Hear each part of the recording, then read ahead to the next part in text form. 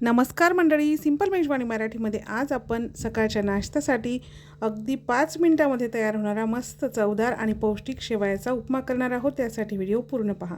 शेवयाचा उपमा करण्यासाठी कढईमध्ये एक पळी तेल घालायचं आणि एक गच्च मूठ भरून घरी बनवलेल्या गव्हाच्या पिठाच्या शेवया घ्यायच्या. शेवया खूप लांबसर असतील तर अशा पद्धतीने तोडून घ्या आणि मीडियम गॅसवर छान लालसर रंगाच्या होईपर्यंत या शेवया परतून घ्यायच्या. इथे मी तेल टाकलं आहे, तुम्ही तुपावरती सुद्धा शेवया परतून घेऊ शकता. शेवया परतून झाल्या की काढून घ्यायच्या. पुन्हा कढईमध्ये एक पळी तेल घालायचं. यामध्ये अर्धा चमचा जिरे मोहरी आणि थोडेसे अख्खे शेंगदाणे छान तळून घ्यायचे. नंतर लांबसर कापून घेतलेला एक मध्यम आकाराचा कांदा घालून गुलाबीसर रंगाचा होईपर्यंत परतून घ्यायचा. कांदा परतून झाला की यामध्ये बारीक कापलेल्या 4 ते 5 लसूण पाकळ्या, 3 ते 4 काजू पूर्णपणे ऑप्शनल आहेत.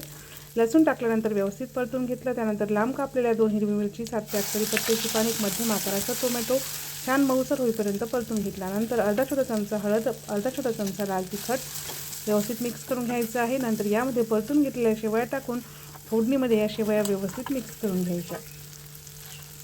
शेवया फोडणीमध्ये व्यवस्थित मिक्स करून घेतल्या की शेवया शिजतील एवढंच गरम पाणी घालायचं आहे. जास्त पाणी जर घातलं तर शेवयाचा लगदा होतो.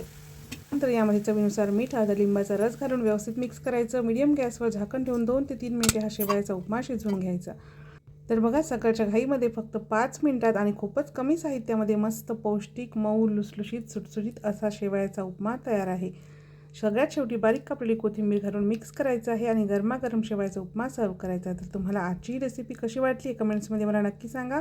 रेसिपी आवडल्यास लाईक आणि शेअर नक्की करा. चला तर मग भेटूया पुन्हा एका नवीन रेसिपीसोबत.